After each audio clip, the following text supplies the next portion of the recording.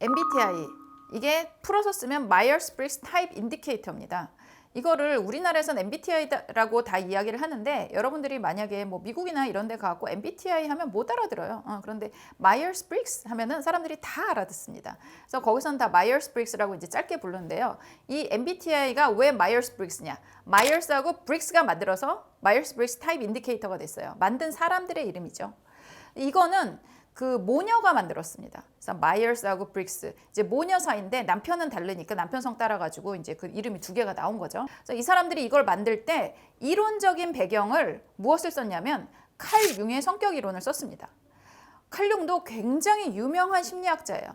정신분석학자가 이제 유명한 사람이 3명이 있다라고 이야기를 하는데, 프로이드, 그리고 여러분들 미움받을 용기로 굉장히 유명한 아들러라는 사람이 있죠. 그래서 정신분석학자 아들러. 그러고 나머지 그 3대 그 정신분석학자 중에 한 명이 칼 융입니다. 각각이 다 그 성격 이론을 이야기를 했어요. 칼 융도 성격 이론을 이야기를 했는데 3가지 차원으로 이제 이야기를 했습니다. 그래서 그 이론을 배경으로 해서 그것을 어떤 유형인지 알아보겠다 하는 설문지를 만든 게 마이어스하고 브릭스예요. 그래서 이 사람들이 이것들을 하기 위해서 사람들 인터뷰도 되게 많이 하고 정말 많은 연구를 했습니다. 칼 융의 이론을 베이스로 해서 자기들이 이것들을 이제 계속적으로 사람들을 관찰하고 뭐 이렇게 인터뷰하면서 쭉 발전을 시킨 거죠. 그 정신분석학자들은 기본적으로 실험이라든가 이런 것들을 거의 하지 않고요. 임상을 이제 워낙 많이 하니까 이 사람들 다 정신과 의사들이거든요. 그것을 통해서 어떤 통찰을 가지고 이론들을 만들어내요. 그래서 그것을 가지고 이제 이 사람들이 수량화하고 현실에서 사용할 수 있는 그런 툴로 만들어낸 겁니다. 근데 이게 사실은 전 세계에서 가장 많이 쓰이고 있는 툴이거든요. 그런데 이게 되게 외면받는 일들이 되게 많아요. 왜냐하면 마이어스하고 브릭스가 심리학자가 아닙니다. 이건 심리검사 툴이라고 되게 얘기를 많이 하는데, 이 두 사람이 심리학자가 아니다 보니까 심리학자들이 이거를 인정을 안 해요. 그래서 전 세계적으로 가장 많이 쓰이고 있음에도 불구하고 저는 되게 좋은 그 상담 심리학과를 나왔거든요. 그래서 심리검사를 그 배우는 과목에서 10몇 개의 심리검사, 성격검사를 배우는 동안에 이거를 다루지 않았어요. 그러니까 정통성이 없다라고 이제 이야기를 하는 거죠.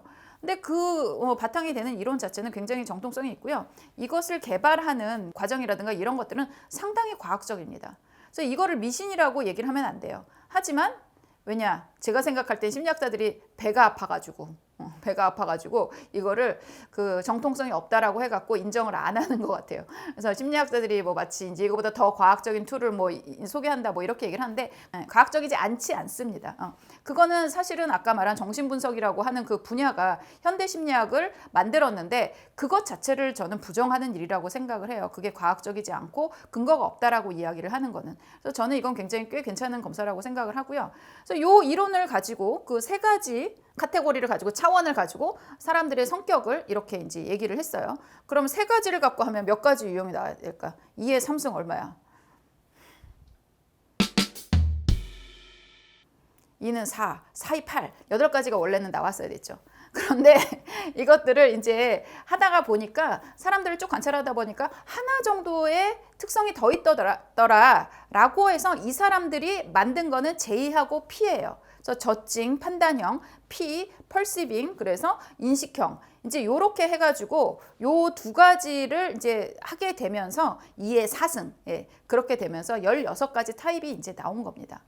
그래서 워낙에 칼 융은 J하고 P 레벨을 이야기를 하진 않았어요. 하지만 이 사람들이 연구를 하면서 더 이것을 풍부하게 설명을 하는 그 카테고리를 만들었다. 이렇게 생각을 하시면 좋을 것 같아요. 그러면서 그 안에서 사실은 어떤 케미스트리, 그러니까 이게 I이고 뭐 E일 때 이것만 중요한 게 아니라 이 사람이 다른 유형이 또 어떤 게 나왔느냐에 따라서 각각의 그 만들어내는 성격의 형태들은 굉장히 다양하거든요. 그래서 요거를 16가지로 만들었다는 것 자체가 굉장히 어떻게 보면 다양성을 더한 거다. 이렇게 이야기를 할 수가 있습니다. 그래서 많은 분들이 오해하시고 계시는 부분들이 있어서 제가 그 부분은 좀 풀어드리고 싶어서 그 탄생의 배경이라든가 이론적인 그런 부분들을 여러분들에게 좀 설명을 좀 드렸습니다.